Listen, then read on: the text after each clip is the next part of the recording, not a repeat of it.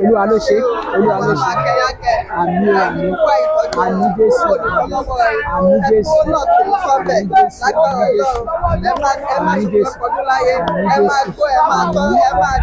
àmín Jésù yìnyín kí èèyàn lè ṣe omi ìsìn ni o bí àwọn bó ti ṣe ń wúre bẹ́ẹ̀ ni àwọn single mother pàpà gbàdúrà fún Prestige Global Worldwide èyí tí CEO olóyè Kẹ́mi Òní ṣe olórí wọn láìpẹ́ yìí náà ni ẹgbẹ́ ìjáde tán o tí wọ́n fún àwọn opó àwọn àgbàlagbà àwọn single mother ní ẹ̀bùn rẹpẹtẹ kí wọ́n lè rí omi kó aró nílé àti lọ́ọ̀dẹ̀ wọn báwo gan ni ètò yìí ṣe lọ ẹ máa bá wa ká lọ. tí bá ti wo bí kátígórì ẹ bá ṣe rí ni màá ṣe fẹ́ sínú àwọn àjọ tá a máa ń ṣe aláwọn ní every week aláwọn ní every 2 weeks aláwọn ní every month ó pọ̀ rẹpẹtẹ so bí level ẹ bá ṣe rí ni mo ṣe máa ń fi wọ́n sínú àjọ yẹn dẹ̀ níjọ́ tó bá ti kan àjọ wọ́n ti mọ̀ mí ìjọ yẹn náà máa dá owó wọn ìjọ yẹn náà máa gbà and they keep ara àwọn nǹkan tó ń jẹ́ kí group wa kó takìtì rí to the glory of God and aláwọn oríṣiríṣi àǹfààní àwọn tó yẹ pé àwọn single mother tó yẹ pé ìyà ń jẹ débi nípa tó yẹ pé wọ́n darapọ̀ mọ́ inú platform wa tó ń rí àwọn aláàánú gidi nínú platform tó ń fún wọn lówó tó ń dá wọn lọ́lá tó ń gbalé gba ṣọ́ọ̀bù àti rẹ̀ ń tọ́ra mọ́tò fún nínú platform wa so a lot of I believe that pé Ọlọ́run lọ́wọ́ sí platform yẹn because wọ́n ní aṣòro ṣe gẹ́gẹ́ bí ntí Ọlọ́run ò lọ́wọ́ sí but nǹkan tó bá ń ṣe tọ́lọ́run bá ní ìfẹ́ ó máa dàbí pé bóyá ìwọ nìkan ló mọ̀ ọ́ ṣe ni.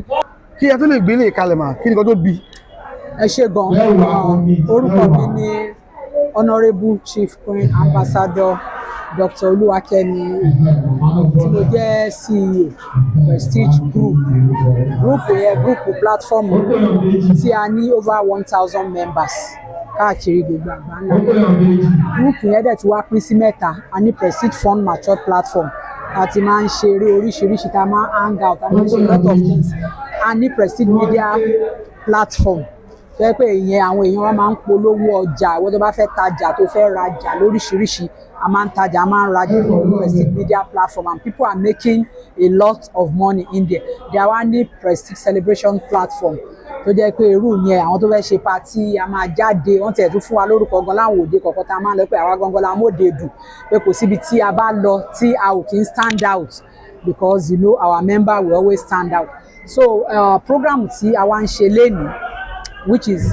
Prestige Group giveaway naturally my own kind of person I like giving people because àwọn àgbà ní òkè ní ọwọ́ afúnni máa ń gbé kò sí bó ṣe máa fúnyàn ní nǹkan kò sí bó ṣe máa fúnyàn lóúnjẹ kò sí bó ṣe máa ṣe sàrà tí ò ní rí lọ́pọ̀ ẹ̀ so I like giving people tí mo dẹ̀ máa ń gbàdúrà ẹgbẹ́ kọ́lọ́run bless mi bí mo ṣe fẹ́ so that I will be giving people I do it on my own but eléyìí tá a wá ń ṣe léyìí yìí a wò wípé nínú platform wa a máa ń celebrate we have 3 hangouts tá a máa ń ṣe ní ọdún 3 or to 5 hangouts main hangout tá a máa ń ṣe lọ́dún 1 a máa ń ṣe Prestige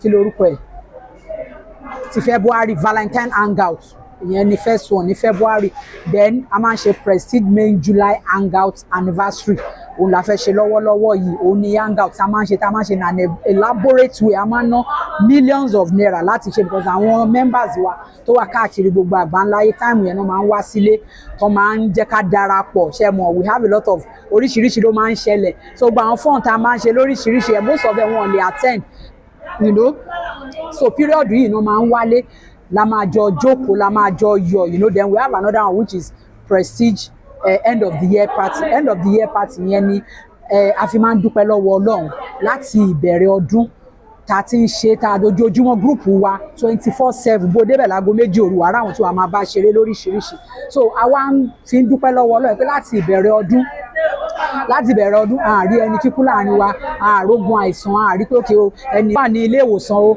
ẹ lọ dáwó fún ẹ lọ ṣe kiri kan so end of the year party yẹn la máa fi ń dúpẹ́ lọ́wọ́ Ọlọ́run gidigidi then àwọn ọmọ ẹgbẹ́ wa náà máa ń ṣe dáadáa náà táìmù yẹn la máa ń fún wọn ní give away irú ẹni tó máa ń wà active dáadáa ẹni tó máa ń ṣe lè dáadáa ẹni tó máa ń ṣe tán dáadáa táìmù yẹn ni a máa fi fún wọn ní give away which is our end of the year party then nínú July main hangout yìí àwa rówó nínú our committee because nínú group yẹn a ní admin platform admin yẹn níṣẹ́ gbogbo nǹkan tó bá fẹ́ ṣẹlẹ̀ nínú platform a máa discuss ẹ̀ ní ọjọ́ bá tún fẹ́ ṣe any hangout tá a bẹ́ fẹ́ ṣe any program tá a bá fẹ́ ṣe a máa ní planning committee a máa ní event planner lóòótọ́ but ọpọlọ mi ò lè dá ṣe tó bá òpó fẹ́ máa dá ṣe ní gbogbo ìgbà ọpọlọ kan yẹn náà ni wàá máa fi ṣe gbogbo ẹ̀kọ́ máa rí bákan náà but I always call people ẹni tí mo mọ̀ pé ó ní kí lorúkọ ẹ̀ so I will call them pé ìwọ wá show interest mo fẹ́ ká jọ ṣe planning kìíní yìí ká lè achieve more àmúdẹ̀ dúpẹ́ lọ́wọ́ gbogbo àwọn tí mo máa ń pè pé each time I call them they always respond to me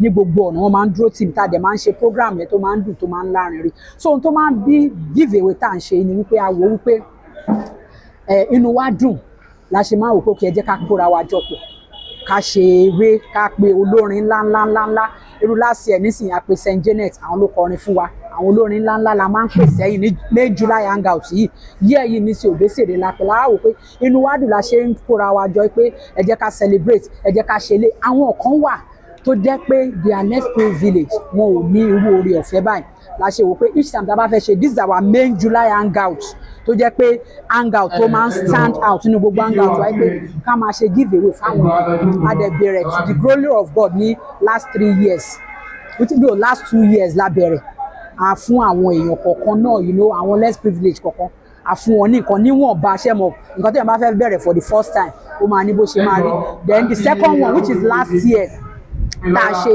end of the tá a ṣe July main hangout yìí a wò pé kí la fẹ́ ṣe a lọ sọ́dọ̀ àwọn motherless baby zone onímọ̀dálẹ́ baby zone kan tó wà ní side ìgbọ̀ndò ara enough things fún wọn àwọn member wa náà individually náà àwọn náà tún support ẹni tó gbé aṣọ wá ẹni tó gbé indomie wá ẹni tó gbé yàtọ̀ sí nǹkan tí a mú lára owó ẹgbẹ́ because each time tá a bá fẹ́ ṣe hangout a máa ń dáwó ìṣe nǹkan tèmi nìkan lè dá ṣe a máa dáwó ẹni tó máa support wa ní àwọn nǹkan kéékèèké so a máa ń dáwó fún àwọn hangout tí a máa ń ṣe yìí so lára owó tá a mú tá a fi ra give away fún àwọn motherless babies omi àwọn individual àkọ́kọ́ náà support nígbà tá a dọ́dọ̀ àwọn members wọ̀nyẹn ni wọ́n dùn àwọn motherless babies home yẹn they are so very happy bá ṣe kẹrù yẹn débẹ̀ àwọn ganan wá ń kó nínú mọ́tò they were so happy àwọn olórí wọn dẹ̀ gbàdúrà fún wa ní last year yẹn mo dẹ̀ lérò wípé àdúrà tó ń gbà fún wa ní last year olówó gbà lọ́jọ́ tí tòní ká ṣe wò pé àwa decide pé yìí a fẹ́ lọ sí motherless babies home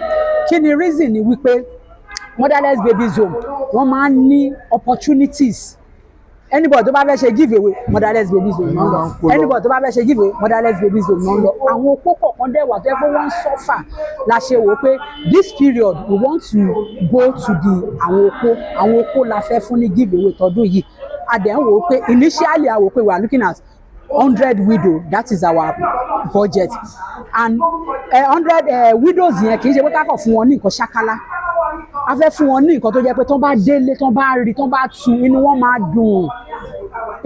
dùn ẹlẹ́dàá wọn máa súre fún ẹgbẹ́ wa pé àwọn tó ṣerú eléyìí wọ́n á gbàdúrà fún ẹgbẹ́ wa láṣẹ wò pé àwọn opó la fẹ́ fún this time around a dẹ̀ wò pé okay 100 widows but along the line ṣe mọ̀ pé àwọn èèyàn they don't like supporting àìmọye àwọn ẹlòmíì tí màá lọ báyìí support ẹjẹ́ àṣelé gbàdúrà ò sí support mo decide wípé okay we are doing 50 members ẹ jẹ́ ká gbé sí 50 then along the line náà bá tún ṣe ń ṣe àtúrò àwọn èèyàn náà tó ṣe pé àwọn opó anything that has to do with opó àwọn ní interest bó ṣe fún wa láwọn support so at the end of the day irú ènìyàn ní ṣáàrí crowd tó wà níbí báyìí we have over 150 members níbí báyìí tí wọ́n gba give away ọlá Ọlọ́run ọlá àwọn èèyàn wa ni láṣẹ òkè òkè ká máa dùn wọ́n nínú ó tún lè di next year náà ká tún rò pé òkè opó because àwọn opó ń suffer we have a lot of widow tó ń suffer gidi gan tó wà nílé tí ò sí nǹkan kan tó yẹ pé àti jẹun àti ṣe kinní ìlú kò sí oore ọ̀fẹ́ yẹn láṣẹ òkè òkè ó tún lè jẹ́ opó la máa ṣe fún next year bẹ́ẹ̀ tún lè jẹ́ arúgbó àwọn arúgbó kan wà tó yẹ pé wọ́n bímọ tó yẹ pé àwọn ọmọ wọn ò tiẹ̀ ká sí wọn tó yẹ pé they are suffering so àwọn give away tá a fẹ́ máa ṣe ó dá lórí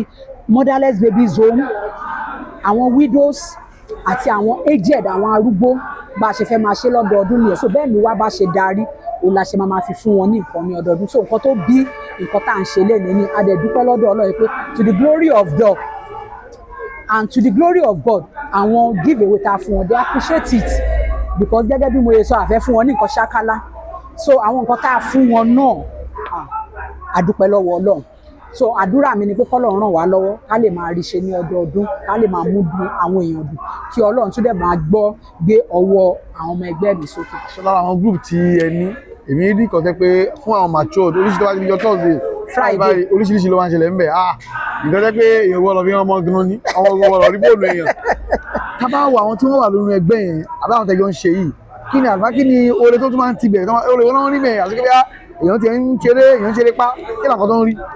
lórí tí group TV yàtọ̀ mo ní tèmi lọ mo fẹ́ kẹ́ sọ yes yes group. orúkọ yín mà. orúkọ mi ni Dorcas Fáyẹ̀mí Dorcas Fáwẹ̀mí. mọ̀mọ́ ìtọ́gbẹ́ fún inú ìbò ní ní ṣe dùn. inú tèmi dùn o lásìkò Nàìjíríà tá a wà yìí Ọlọ́run rẹ̀ wọ́n lẹ́kún o ọwọ́ àwọn máa rò pé o ọwọ́ àwọn onílẹ̀ òkè lọ́wọ́ àfúnigbé òkè òkè ni o kò ní bàjẹ́ yóò máa dà sí ni lágbára Ọlọ́run ní Nàìjíríà òní ẹ tó fún yàn léyìí Ọlọ́run ọ̀ràn tí wọ́n sí rere o àwọn náà dàgbà bí èmi wọn ó dògbó wọn dàgbà jù mí lọ ọmọ ò ní kú fún ọ wọn ò ní máa bójú ọmọ wọn ò ní máa sàárè ọmọ àánú tí a ṣe fún àì ọmọ wọn náà wọn ó tún máa rí ọmọ wọn gan náà ó tún ṣe wọn ó tún máa ráàánú ọmọ mọ̀ pé àmọ́ mọ̀ ráàánú ntí ìyá rẹ̀ ń ṣe ni ntí bàbá rẹ̀ ń ṣe ni bẹ́ẹ̀ lọ́lọ́run sọ̀rọ̀ wọn ṣe é. ọmọ gẹ́gẹ́ bí opó bẹ́ẹ̀ ni kí ni ìrírí yín. mo rí ìrírí ebi mo ní ìrírí ebi ntí wọn máa ń fún wa kò tó jẹ bàbá ráìsì ní ìsìn 1000 ọ̀wá tó àlejò méjì ẹ̀ẹ̀kan ni abati ẹ̀ẹ̀kan ẹ̀ẹ̀kan ni ọkọ mi pé 10 years ọ̀rọ̀ ni mo ti ń gbé àmì ò ti wá yàtọ̀ because almost on daily basis la máa ń ní new member almost every day làwọn èèyàn máa ń fún mi ní nọ́mbà àwọn èèyàn wípé see you ẹ bá mi add ẹni see you ẹ bá mi add ẹni our fund most especially the fund mature group fund yẹn gangan no dull moment gẹ́gẹ́ bí mo ṣe sọ nígbà tí mo kọ́ ń sọ̀rọ̀ wípé bẹ́ẹ̀ dé group alágo 2 òru ẹ máa rí àwọn tẹ́jọ máa ṣeré ń bẹ̀ so a máa ń ṣeré a máa ń ṣàwàdà mo lẹ́ni tó pè mí tó sọ fún mi pé òun ní BP but each time tó bá ti wà nínú group báyìí pé òun ò kí ń rántí lo oògùn BP yẹn wípé inú òun kàn máa ń dùn ni so a lot of àwọn obìnrin wà tó yẹ pé wọ́n wọ́kọ wọ́n rọ́kọ àwọn ọkùnrin wà tó yẹ pé single wọ́n rọ́kọ they are getting married nínú platform yẹn so platform tó yẹ pé kí n sọ pé Ọlọ́run gbọ́ àdúrà wa nínú platform yẹn àwọn mẹ́mbà mi dẹ̀ tí wàá jẹ́ mẹ́mbà tó jẹ́ pé wọn wò mí gẹ́gẹ́ bí obìnrin mo láwọn tó jù mí lọ rẹpẹtẹ nu wọn mo láwọn tó yẹ pé ajẹgbẹ́ mo láwọn tó yẹ pé mo jù lọ bọ tí wọn kì í wò yẹn pé báwo ni tiẹ̀ ṣe jẹ́ wọ́n fún mi ní ọ̀nà mi wọ́n dẹ̀ ń support mi tí n bá sọ pé òkè ẹ jẹ́ ká ṣe nǹkan báyìí they always support me a mọ̀ pé náà kò sí kí kàńdá má wà nínú ìrẹsì náà o but majority of them they are loyal and very okay. jẹ́ tá bá sọ nípa age kí ni minimum age tó lè join group yẹn. orúkọ mi ni Bọ́lá Badmus a dúpẹ́ lọ́wọ́ àwọn tán fún wa ọwọ́ wọn ò máa lọ sókè o wọn ò ní pẹ́ẹ́dì wọn á máa lọ sókè wọn ò ní wálẹ̀ láìláì ẹgbẹ́ wọn ò máa lé sí o wọn ò láyọ̀ wọn ò lálàáfíà lágbára Ọlọ́run wọn ò ní ṣàṣetì òye ọdún tó ń bọ̀ á tún jù báyìí lọ lágbára Ọlọ́run. minimum is 18 or 20 above kí n gbọmọ ekere ní àárín wa yes and age 100 years ìyá arúgbó gan. they are welcome. tẹ bá rà aláwọn màmá nínú platform àtẹ́gbẹ́tẹ́ bá rí wọn báyìí they wọ́n look like ọmọ 18 years because like I said ṣe hàn pé majority nǹkan tó máa ń fa kéèyàn ètè darúgbó ni ìbànújẹ́ when you are depressed but inú ẹgbẹ́ tiwa kò sí depression everybody is happy once you are in the platform ẹ máa rá àwọn tó máa ṣe tíátà àwọn tó máa ṣe eré tó máa a lot of things tó bá tún wá di Friday tá a máa ń ṣe freaky Friday yẹn gangan because aláwọn èèyàn ńlá àwọn personalities dáadáa ń bẹ most of àwọn personality yẹn freaky Friday yẹn náà máa ń dúró dé pé freaky Friday yìí yéé ìdán máa ń lọ bẹ́ẹ̀. ṣé láwọn ọkùnrin àbí láwọn àgbàlagbà àwọn freaky ṣé freaky daddy àbáwọn freaky mummies. àti freaky daddy àti freaky mum gbogbo ẹ̀ náà wọ́n bẹ̀ yes adẹ̀lọ́ àǹfààní lóríṣiríṣi nínú ẹgbẹ́ yẹn most especially tó jẹ́ káwọn èèyàn máa darapọ̀ mọ́ wa a ní a lot of àǹfààní gẹ́gẹ́ bí mo sọ àwọn tó ń tajà they are making millions nínú ọjà yẹn bí aláwọn oríṣiríṣi náà lọ́nà tá a fi ń assist àwọn èèyàn ara ẹni tá a ti ṣe empowerment fún nínú platform àti pé cameraman ni gbà tí ò ságbára láti ra camera àdáwọ̀ ara camera fún ẹlòmíì ara àwọn tó wà active wọ́n lè ní fóònù wọn bàjẹ́ a máa dáwọ́ a máa ra fóònù fún wọn lóríṣiríṣi bẹ́ẹ̀ àti wá láwọn kọ̀ọ̀kan tá a bá fẹ́ ṣe birthday nísìnyí a ní group tá a ti máa ń ṣe birthday group kan wà tó yẹ pé 300,000 la máa ń dá fáwọn tó bá fẹ́ ṣe birthday another one wà tó yẹ pé bíi almost 100,000 la máa ń dá fáwọn tó bá fẹ́ ṣe birthday ẹlòmíì belong sí the two group tó yẹ pé àtìrẹ́ni tó ṣe birthday wa tó ṣe birthday. àgbà ló sì.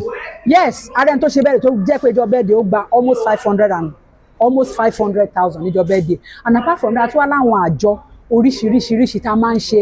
A ní àjọ tó yẹ pé o ní 100 o ní 50 tó yẹ pé ìjọ yẹn tó bá ti di àjọ yẹn wọ́n á dá àjọ yẹn wọ́n á dẹ̀ kó wọ́n dẹ̀ ń fi owó yẹn wọ́n fi ń ṣe nǹkan rere. We have different categories bí èèyàn bá ṣe lágbára tó. ó gbọ́dọ̀ tó ra mọ́tò tó wà mẹ́rin. sá ó gbọ́dọ̀ tó ra mọ́tò tó wà mẹ́rin. owó àjọ mi pẹ̀lú owó tó you see àní mi náà tún bọ̀ lẹ́ very soon, you know. Aláwọn àjọ lóríṣiríṣi pé tí bá ti wo bí category ẹ̀ bá ṣe rí ni màá ṣe fẹ́ sínú àwọn àjọ tá a máa ń ṣe. Aláwọn ní every week, aláwọn ní every 2 weeks, aláwọn ní every month, ó pọ̀ rẹpẹtẹ. So bí level ẹ̀ bá ṣe rí ni mo ṣe máa ń fi wọ́n sínú àjọ yẹn dẹ̀ níjọ́ tó bá ti kan àjọ wọ́n ti mọ̀ mí, ìjọ yẹn náà máa dá owó wọn, ìjọ yẹn náà máa gbà. You know, and they keep, you know, ara àwọn nǹkan tó ń jẹ́ kí group wa kó takìtì to the glory of God. And aláwọn oríṣiríṣi àǹfààní, you know, àwọn tó yẹ pé àwọn single mother tó yẹ pé ìyà ń jẹ débi nípa tó yẹ pé wọ́n darapọ̀ mọ́ inú platform wa tó ń rí àwọn aláàánú gidi nínú platform tó ń fún wọn lówó, tó ń dá wọn lọ́lá, tó ń gbalé gba ṣọ́ọ̀bù àti rẹ̀ ń tó ra mọ́tò fún nínú platform wa. So a lot of I believe that pé Ọlọ́run lọ́wọ́ sí platform yẹn because wọ́n ní aṣòro ṣe gẹ́gẹ́ bí ntí Ọlọ́run ò lọ́wọ́ sí, but nǹkan tó bá ń ṣe tọ́lọ́run bá ní ìfẹ́ ó máa dàbí pé bóyá ìwọ nìkan ló mọ̀ ọ́ ṣe ni. Initially, I am not interested in creating a group. Over maybe 2 years, táwọn èèyàn fi ń sọ fún mi pé ẹ̀dá group sílẹ̀ láwọn èèyàn because personally mo máa ń ṣe àwọn personal program, mo máa ń ṣe annual prestige media award tí mo ti máa ń fáwọn èèyàn láwọ́ọ̀dù lọ́dọọdún. Ọdún yìí ló pé 11 years tí mo ti ń ṣe annual award. So mo ní àwọn èèyàn ńláńlá tó surround mi, so àwọn kọ̀ọ̀kan tó súnmọ́ ní máa ń yẹ àwọn èèyàn tó súnmọ́ yìí náà ẹ jẹ́ káwa náà máa jẹ orí ọ̀fẹ́ ní platform. Ẹ wo mi ò ní interest, wàhálà platform máa ń pọ̀, I am not interested. Bọ̀bá tí mo rí pé ẹjọ́ yẹn pọ̀ tí ẹ̀mí náà dẹ̀ darí mi náà pé okay dá sílẹ̀, mo dá sílẹ̀. And I'm a kind of person fẹ́ pé tí mi bá fẹ́ ṣe nǹkan mi ní ṣe, but tí n bá ní lọ́kàn pé I want to do this thing, Ọlọ́run máa ń fún mi lórí ọ̀fẹ́. I put in my zeal, I put in everything about me. Mo máa ń fi so that kíní yẹn máa stand out, and that is the main reason pé group wa stand out. Àìmọye àwọn ẹlòmíì tó máa ní àwọn belong sí a lot of group but àwọn ò tí ì rí group tó stand out ní ti prestige. Ò ń ṣàwà Ọlọ́run. So báwo ni à ń jọ yẹn báwo ni máa ń darapọ̀ mọ́ yín? Ṣé báwo ni ṣe máa ń darapọ̀? Ṣé ọmọ owó wọ ni àbí ẹ tó bá kàn ti rí nọ́mbà yín? Ẹ ṣé gan. Àwọn èèyàn máa ń sọ fún mi pé level tá a ti wà yìí, to the glory of God, we have over 1,000 members nínú àwọn platform wa. Wọ́n máa ń sọ fún mi pé level wa ti tó pé àwọn èèyàn bá fẹ́ darapọ̀ mọ́ member yín ó yẹ kí wọ́n máa san owó. Mo nílò, I am not interested. Ọ̀fẹ́ la fún wa, ọ̀fẹ́ ni ká fún. Àwọn èèyàn kan tó sọ fún mi ẹ ti lérò tó pẹ́ ẹ ti ṣe kíní gbogbo wọn kàn ń jẹ àǹfààní kàn ń ṣe kíní ẹ jẹ́ kó máa dá owó ojú ìwé. Mo nílò, I am not interested. Ti ilé oge tó gé jẹ èmi náà kì í ṣọ̀lẹ, I am the active type tó dẹ̀ pé Ọlọ́run bo àṣírí èmi náà láwọn iṣẹ́ tí mò ń ṣe. Ọ̀fẹ́ la fún wa, ọ̀fẹ́ ni kẹ́jẹ́ ká fún àwọn èèyàn káwọn èèyàn kí inú wọn dùn. Àìmọye àwọn arúgbó nìjọba tó bá ṣẹ̀ṣẹ̀ darapọ̀ mọ́ abáyé tẹ bá rí ìmúra bọ̀ tó bá ti bá wa jáde bí ẹ̀mélòó kan ẹ máa rí pé ó máa standard because ìwọ tó fẹ́ tẹ̀lé wa jáde tó rá àwọn tá a jọ jáde gan tí wọ́n gan rí wọn tí gbogbo wọn ń ṣá prápra tó rí ìwọ gan next time tá a bá pè ẹgbẹ́ ìwọ gan máa fẹ́ bó lówó gan wàá yáwó wàá ra aṣọ wàá wà okay. So that is one thing about us. Tẹ bá rí wa nísìnyí we are always looking beautiful. Òsì òde tá a bá lọ báyìí a máa ń wà stand out. So there are a lot of opportunities tó yẹ pé mi ò rántí bí mo ṣe wà yìí, a lot of opportunities táwọn ọmọ ẹgbẹ́ wa tó ń jẹ. Then this word or this name prestige. But how do you come out that name? Prestige pọ̀. Ẹ ṣe bẹ́ẹ̀ sà. Bí mo ṣe gẹ́ẹ̀tì prestige ni wípé ó kàn wá bí eré náà pé àwọn nickname náà ó kàn máa wá bí eré. Kò síbi tí máa ń lọ. Number one, I always respect myself. Mi ò kì í ṣe anyhow anywhere tí mo bá lọ. I always respect myself. So anywhere tí n bá lọ wọ́n máa ní màmá yìí iyì ẹ̀ pọ̀, ìyá yìí iyì ẹ̀ pọ̀ nǹkan bẹ́ẹ̀ yẹn, you know. So n tó mú orúkọ prestige wà nípa eléyà prestige iyì tí àwọn èèyàn máa ń fún mi ní anywhere tí n bá ń lọ yẹn òun ló fún mi ní orúkọ prestige yẹn. So your name ma? My name is Mrs. Rama. So being part of this program, how do you feel? Very grateful, appreciated. God bless them. They will go far. We pray for increase in everything they do and God's blessings upon their families and businesses. Ma'am, being a widow, what has the experience been? It has not really been easy. It's not really been easy, but the grace of God has been pushing us. And it has been how many years now? 5. 5 years? Yes. We God continue to be with you, ma'am. Amen. Thank you. Olóyè Kẹ́mi Òní, tọ́lá gbọ́ pé wọ́n lọ ní tíátà ní abórin rẹ̀ ń kọ́ ní. Yes. Then about this media thing ní báwo ló ṣe spring up tó fi kún nǹkan tẹ̀ ń ṣe ọ̀ya. Number one, gẹ́gẹ́ bí mo sọ nígbà tí mo fẹ́ bẹ̀rẹ̀ interview pé orúkọ mi ni Honourable Chief Queen Ambassador Dr.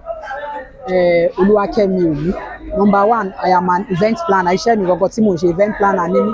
Ẹ fẹ́ ṣe party, ẹ fẹ́ ṣe decoration, ẹ fẹ́ dáná, ẹ fẹ́ ṣe ogbẹ̀. Iṣẹ́ gangan tèmi ń ṣe. Mo ti wá jẹ́ yes ma. Mo ti wá jẹ́ printer. I'm into printing. If anything tẹ́ bá fẹ́ print, ẹ fẹ́ ṣe banner ni, invitation card, anything that has to do with printing and events. Iṣẹ́ mi gangan ni ẹ̀dẹ̀ mo tún máa ń ṣe skin care, which is Preschem organic skin care. Though ìyẹn mo ṣì dáwọ́ dúró díẹ̀ fún for now because àwọn kinní tá a máa ń lò yẹn ó ti wọ́n jù, àwọn èèyàn ò dẹ̀ fẹ́ san owó yẹn. And again, I am an actress. I've been an actress for over almost 30 years now. Tí mo ti ń act in film. Personally now, to the glory of God, mo ti ṣe fíìmù títọ́dọ̀ mi. Mélòó yá ṣe mà? Mo ti ṣe bíi méjì ni mo ti ṣe, but àwọn marketers wa àwọn ló ń disturb wa tí ò jẹ́ kí inspiration yẹn wá gbàdé láti fíìmù. Àbá lọ lẹ́yìn díẹ̀ ni. Ṣé lẹ́yìn díẹ̀ ni? Mo ṣì wà ń bẹ̀ náà kì í ṣe pé mi ò kúrò. Ẹ bóyá pàtẹ ṣe fíìmù òfin lówó ẹ ó lápẹ́ kí ni. No, I am still there, but ṣé àwọn nǹkan kan máa wà tó yẹ pé tọ́wọ́ èèyàn bá ti kún jù. Nǹkan tá a dẹ̀ ṣe lénìí inú mi dùn torí tó bá fi dídá mi ó lè léyàn mẹ́rin. Wọ́n ti ẹ̀yìn sísì pé mo gbọ́dọ̀ mú yàn wá. Mo wá rántí mo tiẹ̀ ní wíńdò kan mo tún rántí kan ládùúgbò mi mo tiẹ̀ rántí wọn. Bọ̀ wọ́n dúró àwọn náà dẹ̀ pe àwọn èèyàn lóríṣiríṣi téèyàn ò tiẹ̀ lérò wọ́n dẹ̀ dìde wọ́n gbárùkù ti kinní. If I begin to mention names, mo lè ṣe partiality pé bá mi ní rántí orúkọ ẹlòmíì. Wọ́n bá ti pe àwídò la fẹ́ fún o, a ní èèyàn kan tó jẹ́ pé olórin ni láwùjọ, wọ́n yẹ sọ fún báyìí, owó 5 ló fún wa, 500,000 lẹ́ẹ̀kan náà, ó ní fún àwọn widows, ṣe nínú wa dùn. Èèyàn kan ní ẹlọ́kan bags of rice, wọ́n pé kí ni, wọ́n dúró lọ́tún lọ́sì. Gbogbo àwọn ẹmọgbẹ́ prestige, all members of everybody. Then being part of this giveaway yìí. Bẹ́ẹ̀ni. Ibi ẹ fáwọn èèyàn ní nǹkan náà ń dùn. Kí ló wà lọ́kàn tẹ̀yìn? Adẹ̀kùn wọn lè gẹ́gẹ́ gba kínní. Kí ló wà lọ́kàn yín? Mo give testimony kan bẹ̀ yẹn nígbà tí mò ń ṣe rounding up. Mo ní mi ò rántí orúkọ obìnrin yẹn mọ́, bọ̀ wòlíì ní nísẹ̀lẹ̀. Ó náà ń ṣe something like this ní 2 or 3 years ago. Láti máa lọ sọ́dún mẹ́ta báyìí. Níbi December ni ó lóun fẹ́ ṣe December giveaway àwọn opó o àwọn kìíní o ó wá sọ fún CEO wá ní kí n ká lọ ká jọ lọ. Ó dàka alóore náà wà ń bẹ̀. Princess Adétutù ní Adéjọkẹ́. Ó wá fún wa ní ìrẹsì òróró ó fún wa ní gbogbo àwọn nǹkan yẹn bí mo ṣe gbélé lè mi ì sọ pé ó kéré mi ní kí ló fún mi. My testimony is láti ọdún yẹn mi ò fi owó ra òróró mi ò fowó ra rice mi ò fowó ra gàrí mi ò ra iyọ̀ àná tá à ń jẹ àwọn kìíní wọ́n fẹ́ fún mi níyọ̀ ó ní iyọ̀ ó pọ̀ lé ẹ má fún mi ẹ kàn fún mi ní ṣáná torí ṣáná wà nínú nǹkan tá a ṣe mo ní mi ò fẹ́ iyọ̀ mi ò ra wọn. So díẹ̀ kẹ gbàgbà yẹn. láti ìyá yẹn mi ò fi owó ra ìrẹsì mo sọ fún wọn bẹ̀yẹ pé ìrẹsì tó wà lé mi abag tó fún mi tí mo dà sínú ke mo wá da ata sí kí kòkòrò kó má bàa wọnú ẹ̀ gàrí ńkọ́ mi ò tí ì ra gàrí láti gbà yẹn nítorí pé èèyàn kan fún mi mo fi inú mi mo fi gbà á mo wá ń sọ fún àwọn náà pé tó bá rí pé nínú fún yàn tó gbà láti inú bó ṣe máa rí fáwọn náà ni àwọn náà máa rẹ́ni tó máa ṣe wọ́n ní oore yẹn so because ó ti ṣẹlẹ̀ sẹ́mi mo lè give testimony yẹn inú àwọn ẹlòmíì ṣe hà ó yà wọ́n lẹ́nu ẹmọ bóyá yìí náà lẹ́mi ṣe sọ mi ò parọ́ o mi ò kí parọ́ o mi ò jẹ́ sàsọdù tí kò bá ṣẹlẹ̀ láti ìgbà yẹn màá rẹ́ni fún mi lóróró mo dẹ̀ lọ síbẹ̀ ìgbà tó máa ṣe the following year mo lọ bẹ̀ mo lọ give testimony mo ní mi ò kì í ṣopó o mo ní ṣùgbọ́n láti ìgbà tí obìnrin yìí ti fún èmi ò ra àwọn nǹkan yẹn mọ́ gàrí ni o ìrẹsì ni o òróró o. ànító àtàníṣẹ́kù ẹ tẹ̀lé. ọlọ́run kọ̀ ń dàbò mi o a ní mo dá ìfẹ́ ata sórí rice sódà kòkòrò ò ní wọnú ẹ̀. àwọn nǹkan míì máa wà tẹ́ pé wàá ra yẹra fún bóyá nǹkan tó ń expect nínú àwọn nǹkan wọ̀nyẹn tó bá rí you now wàá kàn ra wò pé kò yẹra díẹ̀ náà then tó bá tún yá you still come back and I'm a politician as well politician ni mo ti contest fún councillor rí some years back. lẹ́kọ̀ọ́ àbí ní. lẹ́kọ̀ọ́ yìí náà lẹ́kọ̀ọ́ mo contest fún councillor ní under Egbe Jimu and I'm a politician you know I'm into a lot of things. ẹgbẹ́ òṣèlú wo. ẹgbẹ́ òṣèlú PDP nígbà yẹn wọ́n sì tó wá di APC.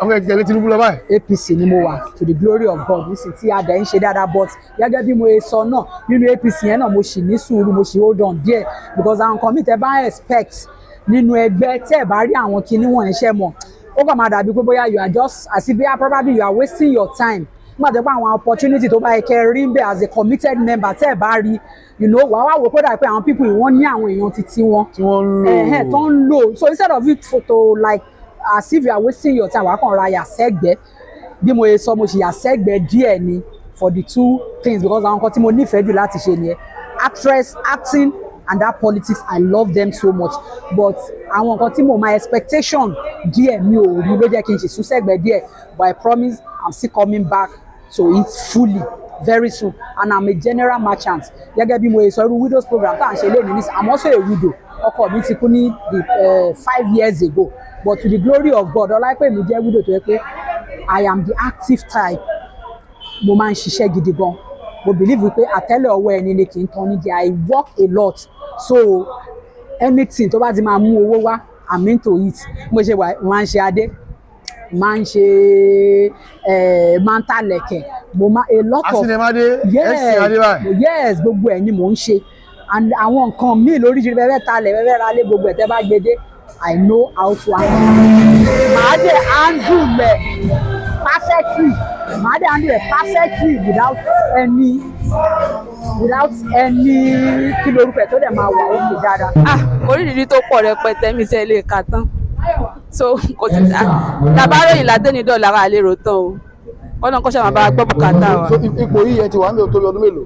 bíi 5 years. 5 years. Ọlọ́run bá mi kún yín. ẹ̀rọ àmà orúkọ yín mà. orúkọ mi ni Chevrontes. so eléyìí tí wọ́n ṣe fún ilé ni bó lẹ ṣe rí sí ojú rẹ fi wò. Wow, wonderful, fantastic.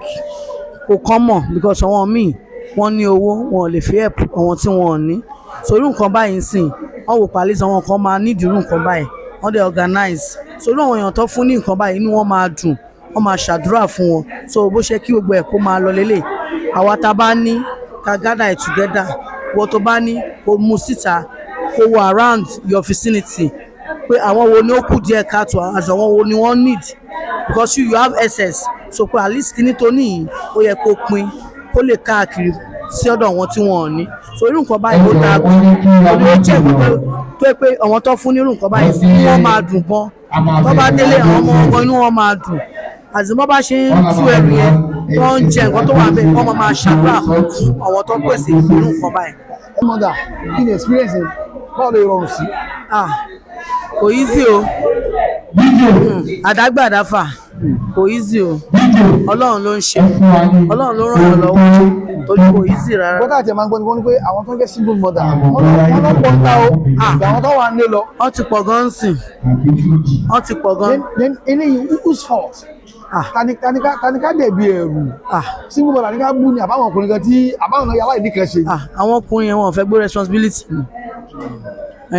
ọwọ́ ẹrù nǹkan tó yẹ kó ṣe wọ́n wá ti sọ́run àwọn obìnrin yẹn pé kó máa dá gbé àti àwọn wá ń ṣe fàájì wọ́n wá yan fanda káàkiri so ẹ̀dẹ̀ mọ̀ pé àwọn obìnrin a ní art of caring ẹ mọ̀ kò easy a lè máa wọ ọmọ wa kí a máa jẹ wọ́n kébi máa pa wọ́n so àwa ń ṣiṣẹ́ àwọn ọ̀zù pé káwọn ọmọ yẹn kó lè ṣe kíni kó lè survive kó lè jẹyàn ṣùgbọ́n àwọn ọkùnrin dájú gan wọ́n sanjú gan so kò kàn wọ́n wọn ò rányàn.